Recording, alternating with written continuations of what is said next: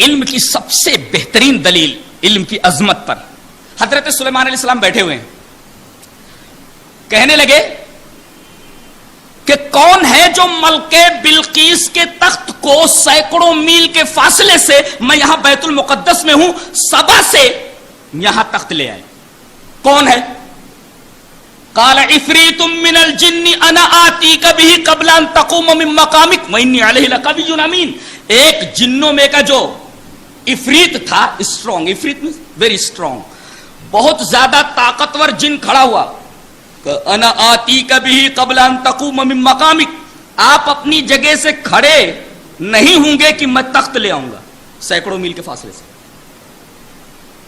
یا دربار برخاست ہونے سے پہلے لے آؤں گا، اور میں قوی بھی ہوں اور امین بھی ہوں، میرے پاس قوت بھی ہے اور امانت دار بھی میں ہوں. ایک علم والا وہاں تھا.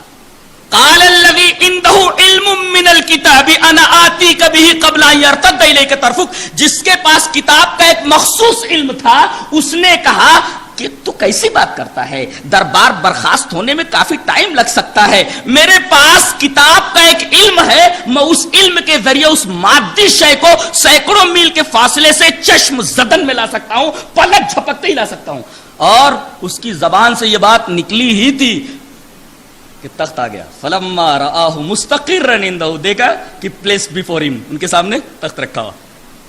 قال ھذا من فضل ربی. آج کہتے ہیں کہ ہم نے جنات کو کنٹرول میں کر رکھا ہے، ہم جنات سے کام لیتے ہیں. یہ کوئی بڑی بات نہیں ہے. جنوں سے زیادہ طاقت علم کے اندر ہے. سوال یہ ہے کہ وہ علم کون سا ہے؟ قرآن نے نہیں بتایا.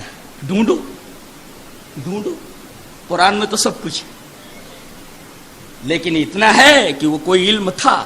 اور اللہ تبارک و تعالیٰ نے یہاں علم کو نکرہ استعمال فرمایا. نکرہ تفخیم کے لیے، نکرہ تفخیم کے لیے ہے، تعظیم کے لیے ہے کہ کوئی بہت عظیم علم تھا.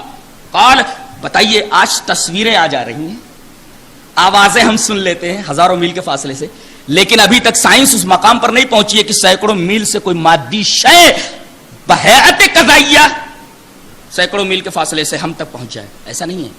وہاں وہ کون سا علم تھا کتاب کا جس علم کے ذریعے سینکڑوں میل کے فاصلے سے قرآن حکیم کہتا ہے کہ مادی چیز اٹھ کر حضرت سلیمان علیہ السلام کے پاس آ گئی. گویا جنوں سے زیادہ طاقت علم کے اندر ہے. یہ علم کی عظمت پر ایک انتہائی شاندار دلیل ہے جو قرآن حکیم نے دی.